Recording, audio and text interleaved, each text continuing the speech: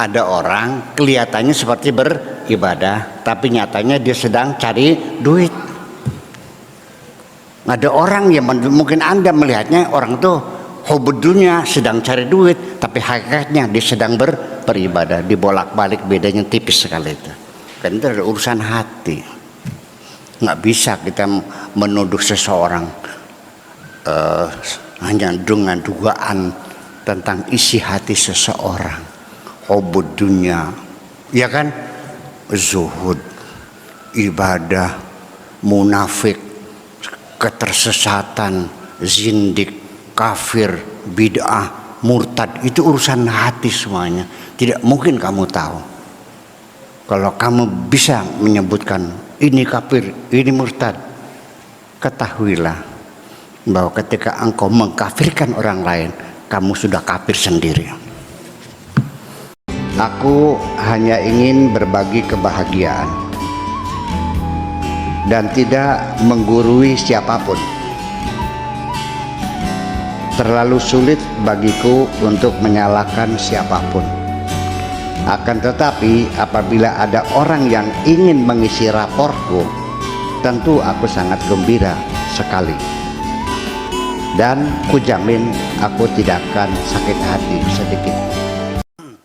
Assalamualaikum warahmatullahi wabarakatuh. Waalaikumsalam warahmatullahi wabarakatuh. Bismillah, tawakkaltu ala Allah, la haula wa la quwata illa billah. Asyhadu an la ilaha illallah wa asyhadu anna Muhammadar Rasulullah. Allahumma salli ala sayyidina Muhammadin wa ala alihi wa sahabatihi ajma'in, amma ba'd. Sudah saya jelaskan malam Senin yang lalu bahwa nanti pada tahap terakhir ketika seseorang itu melakukan mujahadah, mulazamah, ya, sebagainya, bertapa di gunung, di hutan, di lautan, ya, berbulan-bulan, mungkin bertahun-tahun. Nanti ketika sudah final, mereka sudah mendapatkan status sebagai waliullah. Selesai. Nanti dia akan dikembalikan lagi kepada masyarakatnya. Jadi sementara yang aneh-aneh yang kamu lihat sementara ini, mungkin ada orang yang gak mandi-mandi, ada orang yang kerjanya muter-muter saja di desanya, itu muter kan. Nanti jam 12 malam itu pas di perapatan situ nyampenya, itu jalan lagi. Ada yang gak makan-makan, gak minum-minum, gak pernah cukur rambut, gak pernah potong kuku dan sebagainya. Itu dalam mujahadah, dalam proses pencarian. Itu belum sampai, belum jadi wali, baru dalam proses. Ada yang sampai berpuluh-puluh tahun gak nyampe-nyampe ada. Ada yang sekali masuk langsung ada. Ada lagi yang tidak melalui proses, namanya majdub, wali majdub. Majdub itu diangkat, diborong, dibalangaken sisa, ya cerowok, bilang udah majdub, ditarik gitu. Namanya wali ujug-ujug. Ya, hari ini masih jadi pelacur, besok jadi wali. Hari ini masih jadi perampok, besoknya jadi wali. Itu ada, tidak banyak, dan itu tidak usah engkau tiru. Sesuatu yang jarang terjadi jangan ditiru. Kalau mau niru yang banyak, yang terjadi dan sering terjadi. Nah, itulah maka ketika mereka sudah sampai dan kembali kepada masyarakatnya, kita teruskan.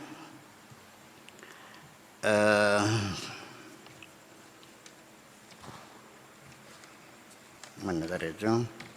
Halaman 263 kalau di sini. Kalau yang kalian punya mungkin lain cetakannya ya.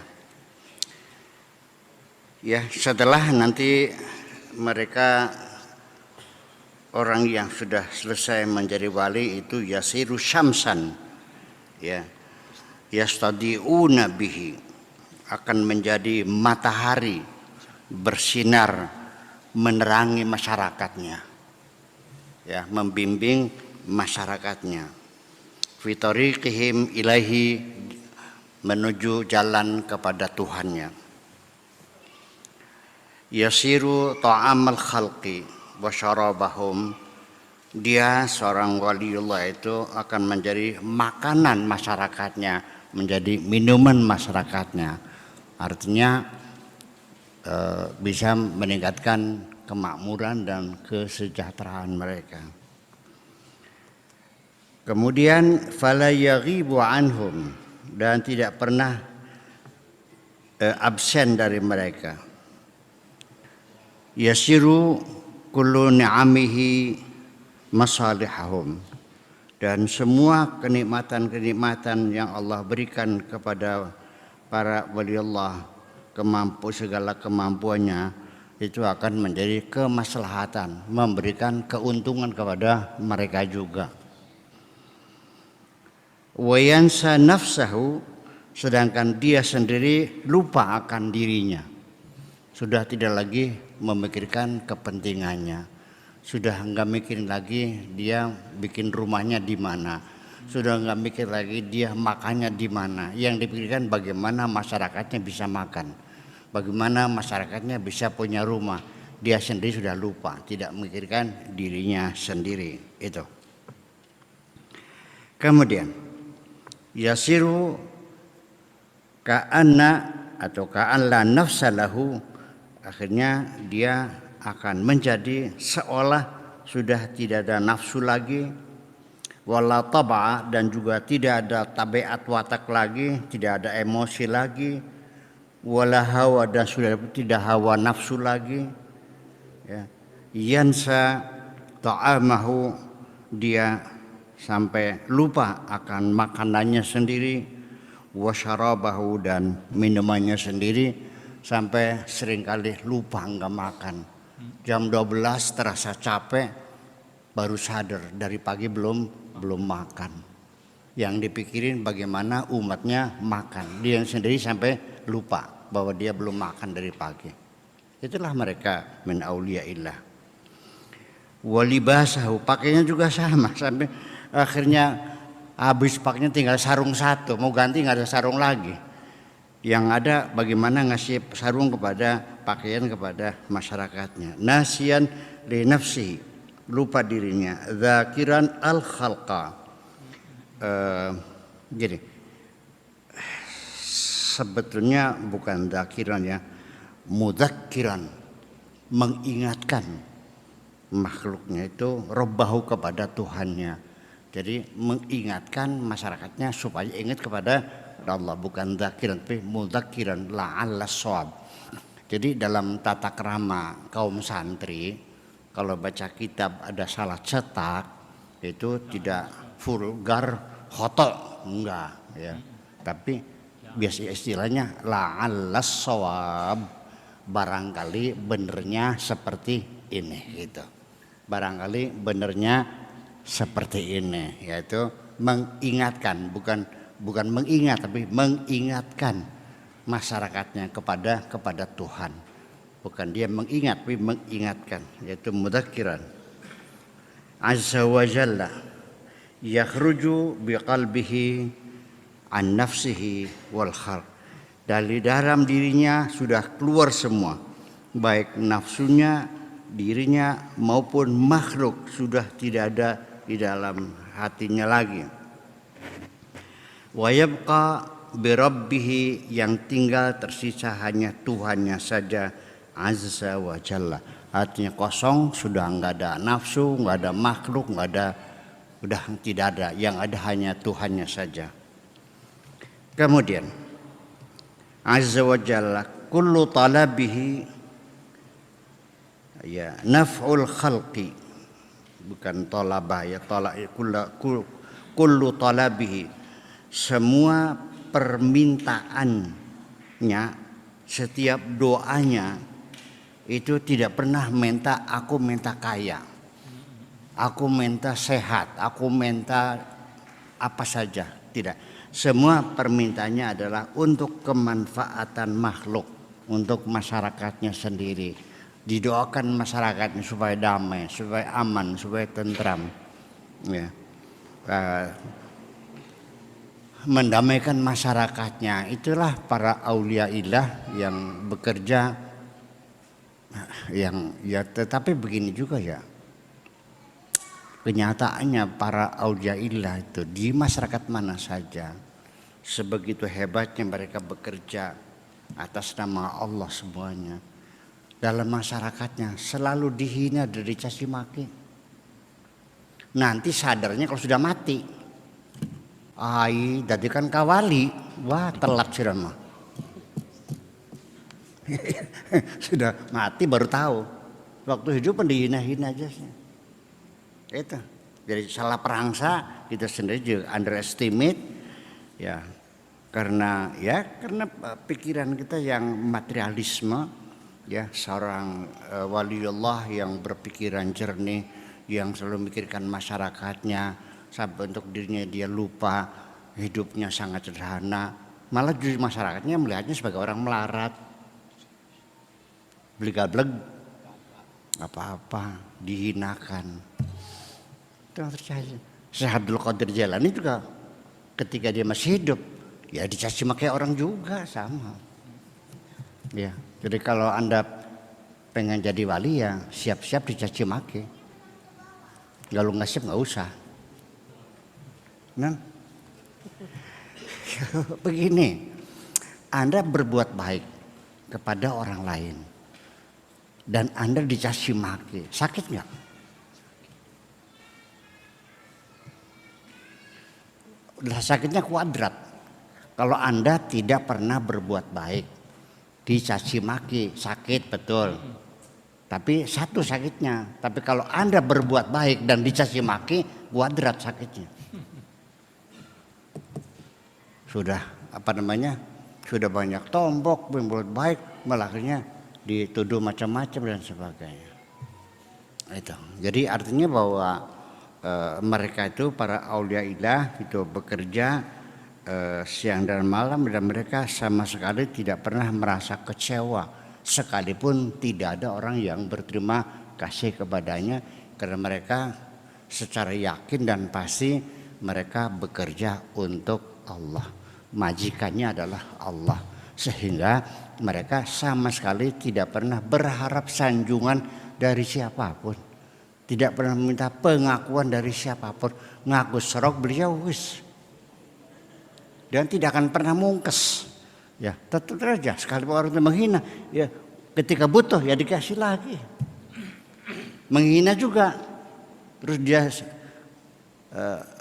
bangkrut usahanya, jatuh miskin, jadi tolong juga. Dan banyak makhluk yang seperti itu tuh, ditolong berulang-ulang dan tidak pernah berterima kasih kok. Dan ini banyak sekali, termasuk kita semuanya ini juga seperti itu terhadap Tuhan kita. Berapa banyak Allah memberikan kenikmatan kepadamu, sama sekali tidak pernah kau bersyukur. Semuanya kau klaim, ini adalah hasil kerja kerasku, ini adalah hasil keringatku. Betul? Ya begitu. Tapi Allah masih tetap saja ngasih rezeki sama kamu.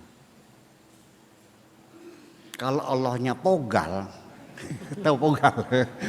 Ya artinya ngambek gitu ya. Saya kira kamu musnah semua kok. Tidak akan ada seorang manusia pun lebih tegak berdiri di bumi ini. Ayah, kita sendiri yang merasakan. Kita juga merasakan. Sudah kita berbuat baik, menolong seseorang, boro-boro berterima kasih, malah memfitnah kita macam-macam. Kecewa kan? Iya. Ya, tapi Allah kan tetap aja, sekalipun engkau ingkar ya masih dikasih juga sih. Ya, betapa baiknya Allah kok. Ya, malah sampai akhir hayatnya dia tidak mengakui kok pemberian Allah. Ini adalah hasil jerih payah aku sendiri. Nah, saya ingin sedikit bercabang dulu ngomongnya.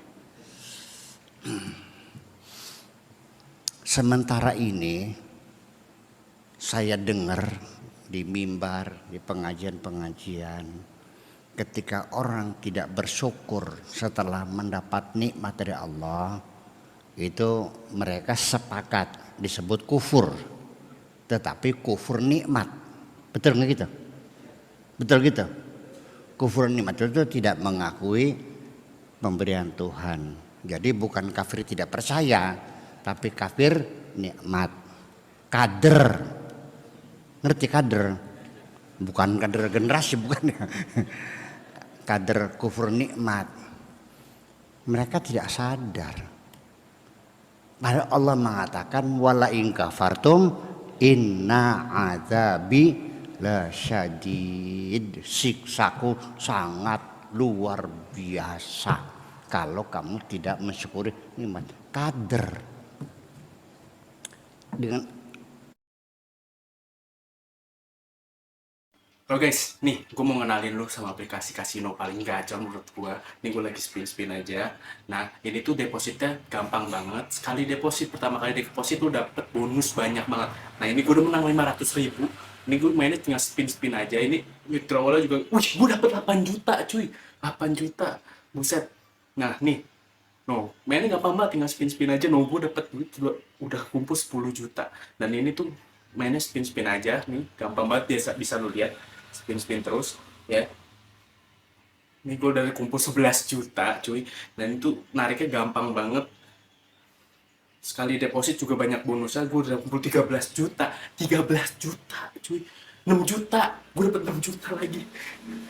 Nah gue udah kumpul 19 juta 7 kali spin doang. Lihat nih. Nih gue 19 juta cuy gue dapet. Ini gue rekomendasi lu ikutan daftar sekarang.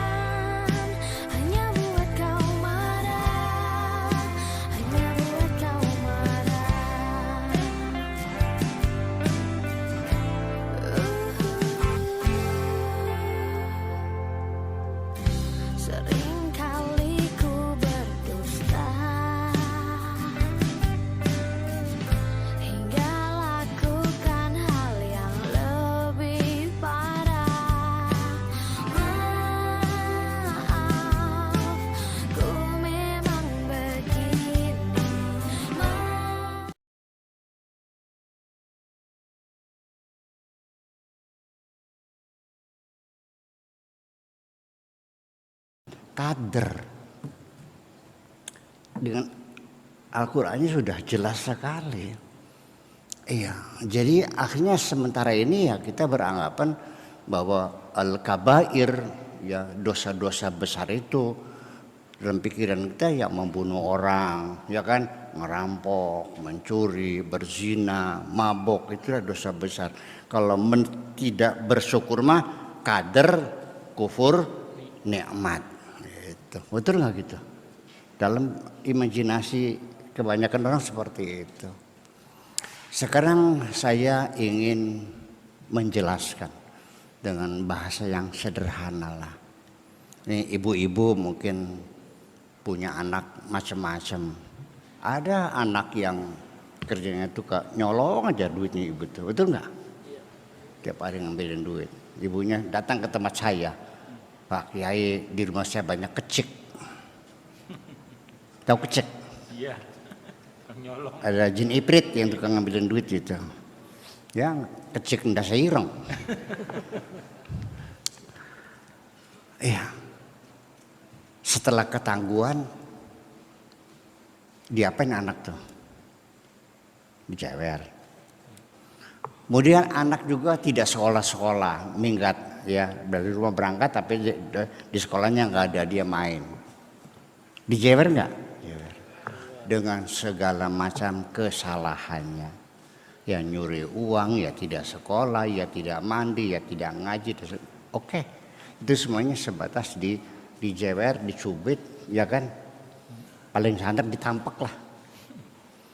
Tapi ketika anakmu tidak mengakui kebaikan-kebaikanmu, hai orang tua, ketika anakmu sukses jadi orang kaya, lalu ditanya oleh wartawan, berapa banyak orang tua memberi modal kamu?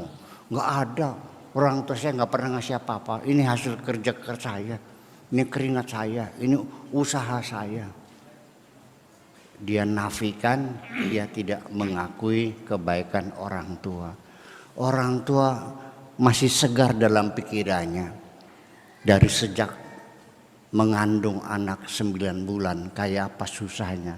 Wahnan ala wahnin wa fisaluhu fi amaini. Penderitaan di atas penderitaan mengandung kamu. Melahirkannya, nyebokin, ngebedongin, menyusui dan sebagainya.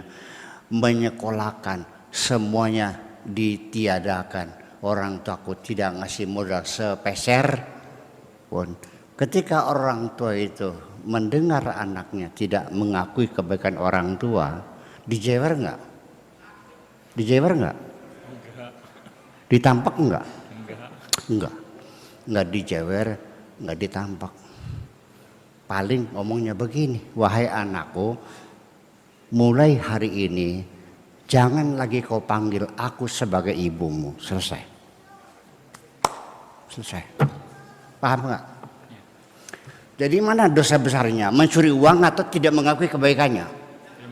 Biar paham persoalannya. Ini nggak paham persoalannya. Dosa besar itu dosa hati sebetulnya. Kaki tangan mah nggak ada masalah. Ya tidak mengakui kebaikan Tuhan itu dosa besar. Kan kadar kufur nikmat katanya. Ya Allah ya Rabbi, kadar kufur. Nah, itu. Dan sampai sekarang ya masih banyak orang yang tidak menerima ucapan saya bahwa kafir itu adalah termasuk mananya tidak mensyukuri adalah kafir, bukan hanya sekedar berbeda agama. Baca kan menolak kok. Jadi gimana? Padahal dia mengatakan itu kan Allah. Wala in kafartum inna adzabi lasyadid. Masa tidak mensyukuri kafir? Ya udahlah. Jadi didefinisikan kafir itu tidak percaya kepada Tuhan. Padahal iblis juga kafir juga kata Allah. Wa kana minal kafirin. Dia percaya sama Tuhan. Kenapa disebut kafir? Karena kesombongannya. Aba wastakbara wa kana minal kafirin.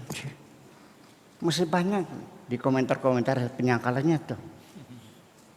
Itu kan hanya pandai-pandainya Buya Sakur berretorika aja. Ya udahlah. Betul nggak? Iya, ya udahlah. Jadi kalau nggak percaya ya. Jadi kopar kafir tuh nggak ngerti juga mananya kafir yang sesungguhnya ya. Iya, kopar kafir. Apa sih kafir? Lah, masa orang sombong kafir? Hai.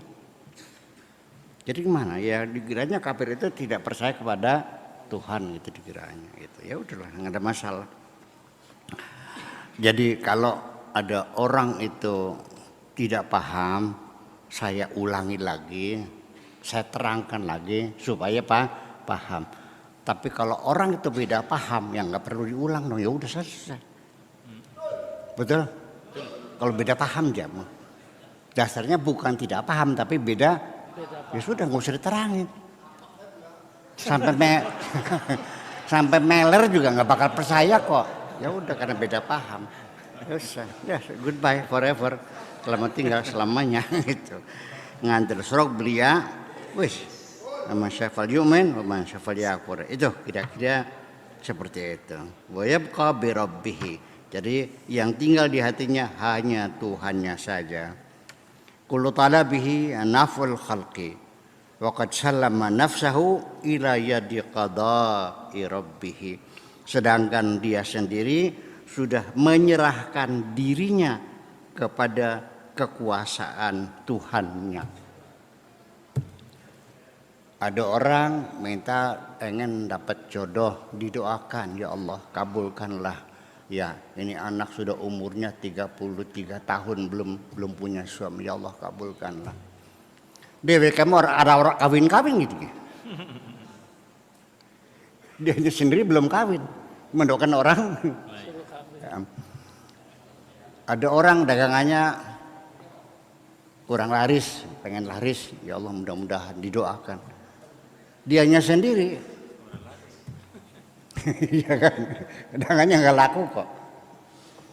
Ya, mendoakan anak orang seperti sekolah, anaknya sendiri. Saya ulangi, mendoakan anaknya orang supaya rajin, anaknya sendiri. Paham nggak? Nah, itu. Jadi dia sudah tidak masalah. Dia tidak akan mengeluh pada Tuhannya. Terserah ufawwidu amri ilaika ya Rabbi. Aku serahkan segala urusanku kepadamu. Ya. Bukan hanya anakku, kalau engkau ingin mencabutku silakan cabutlah, nggak ada urusan. Iya. Siap nggak sampai begitu? Siap. Gitu. Jangan dibatasi oleh dirimu sendiri. Ya Allah Bu ya, itu mah bukan makom saya. Ya udah. Kalau sudah bilang begitu, ya kamu nggak akan bakal mengalami kemajuan, benar. Karena sudah dibatasi, sudah disugesti oleh dirimu sendiri, bukan makom Anda. Itulah kira-kira seperti itu. Selanjutnya, sallama nafsahu ila yadi qada'i rabbih azza wa jalla wa nahyatun anhu bikulliyati.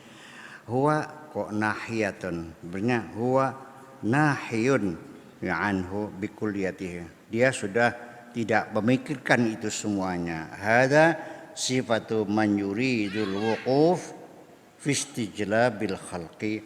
Inilah sifat orang yang ingin tegak berdiri, menarik perhatian, menarik simpati makhluk Allah ila babil haqqi, menuju pintunya Allah.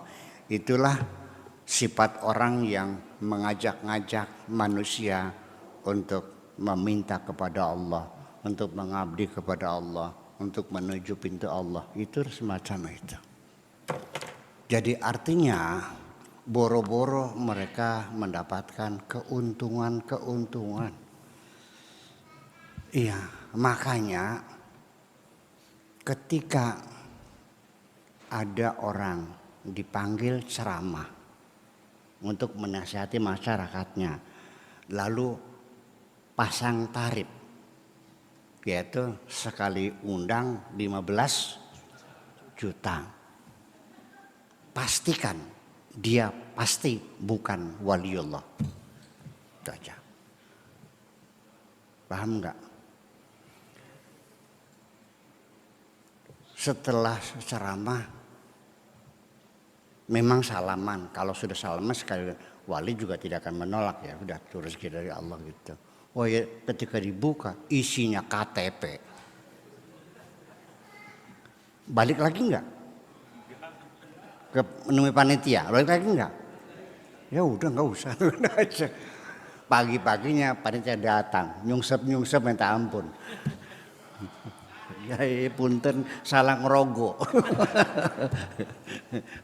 Soalnya amplopnya belinya banyak, ya kan, satu uang digulung-gulung, taruh di kantong kiri, yang satunya lagi KTP sama amplop kantong kanan. Begitu mau balik pulang dia sasah, tergesa-gesa ngerokok kantong kanan, langsung salaman. Jadinya dapatnya apa? KTP. Itu sering terjadi loh. Betul nggak? Ada lagi yang dapat gulungan amplop 5, kosong semuanya. Jadi amplopnya banyak gitu kan, digulung-gulung taruh kanan, kayak itu kan sasah, gitu, gugup gitu, semacam itu. Ya nggak ada masalah. Jadi artinya begini, jangan pernah kita merasa hebat dalam berdakwah ini. Nggak ada apa-apanya. Kamu yang jadi mubalik nih, yang lagi laris nih, cobalah sadar diri. Tolong jangan pernah pasang tarif. Ya, niati saja untuk bekerja kepada Allah Subhanahu wa Ta'ala, berdakwah, menyampaikan kebenaran. Ya, Anda bekerja kepada siapa? Pada Allah. Minta upahnya kepada siapa? Ya iya dong. Iya karena bodoh, wa iya karena nasta'in. Kalau Anda minta upah sama orang lain, berarti Anda bekerja kepada siapa? Pantasnya orang ngaspal jalan, setelah selesai datang kepada saya minta dibayar. Gila nggak? Saya bilang, kamu apa yang kamu kerjakan? Kok daftar gaji minta uang sekian tuh bayar? Kamu kerja ngaspal jalan kan? Duh, yang nyuruh siapa? Yang nyuruh PU. Ya silakan minta sama PU dong, gimana lagi? Kecuali tukangnya kerja di sini, lagi bangun bikin WC, bikin kamar mandi. Dia akhir minggu dia minta pantas karena yang nyuruh saya. Jadi Anda keliru. Kalau Anda niatnya beribadah lalu minta upah, Anda keliru.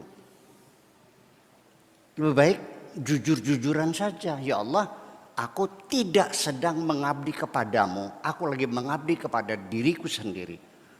Dan apapun yang aku berikan kepada manusia, aku harus mendapatkan imbalan dari manusia. Nanti setelah jadi uang, baru uang itu akan kuperuntukkan mengabdi kepadamu. Itu bagus malah. Iya dong. Silakan bertani, silakan menanam semangka, silakan dagang sapi, silakan nanam padi. Ya, hitung-hitungan. Ya betul. Tawar menawar. Ya, ngitung icir, dihitung semuanya, ditagih. Nggak bayar panggil polisi, utang lunasi. Jelas bisnisnya terus. Setelah jadi uang kau manfaatkan untuk kebaikan. Itu malah bagus malah. Daripada dicampur aduk begitu. Jadi jelas. Jadi majikan kamu siapa? Itu yang jadi persoalannya. Jadi ini kadang-kadang beda tipis. Kelihatan orang itu beribadah tapi nyatanya lagi mekaya. Betul nggak? Makanya itu yang berusaha. Ada orang kelihatannya seperti beribadah, tapi nyatanya dia sedang cari duit. Ada orang yang mungkin Anda melihatnya orang itu hubud dunia sedang cari duit, tapi hakikatnya dia sedang beribadah. Dibolak-balik, bedanya tipis sekali itu. Kan itu ada urusan hati. Nggak bisa kita menuduh seseorang hanya dengan dugaan tentang isi hati seseorang, hubud dunia, ya kan, zuhud, ibadah, munafik, ketersesatan, zindik, kafir, bid'ah, murtad, itu urusan hati semuanya. Tidak mungkin kamu tahu. Kalau kamu bisa menyebutkan ini kafir, ini murtad, ketahuilah bahwa ketika engkau mengkafirkan orang lain, kamu sudah kafir sendiri. Ya, murtad sendiri. Kenapa? Karena engkau memposisikan dirimu sebagai Tuhan yang tahu seluk-beluk hati manusia. Betul nggak? Itu kan tipis, beda tipis. Beda tipis. Dari mana saya tahu engkau kafir? Dari mana saya tahu engkau murtad? Itu kan urusan hati kamu. Yang tahu hanya Allah aja kok. Berarti kalau saya mengklaim tahu isi hati kamu, berarti saya ngeklaim hebat dong. Ngundaki siapa? Ngundaki Gusti Allah, lebih tahu seperti Allah. Kalau tidak pun ya minimal kamu merasa sama seperti Allah juga, mengetahui isi hati orang lain. Hebat banget ya. Ada orang bisa tahu hebat orang lain. Jadi makanya berhati-hatilah, ini dosa-dosa besar yang sering kali kita lakukan di ujung lidah kita sehari-hari. Sehari-hari. ucapan murtad, ucapan kafir semacam itu sehari-hari kita sendiri melakukannya.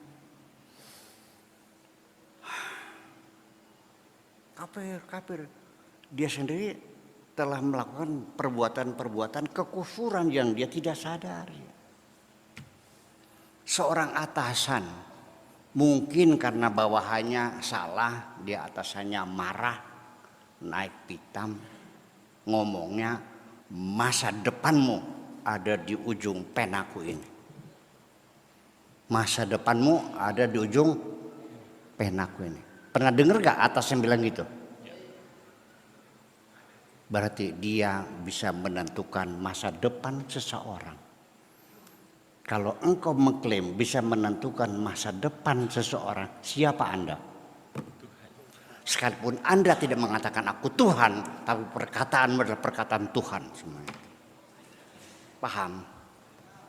Berhati-hatilah. Jangan sembarangan mengkafir-kafirkan orang. Jangan-jangan kamu sudah kafir sendiri. Oke, gitu aja. Terima kasih. Assalamualaikum warahmatullahi wabarakatuh. Audio Jungle.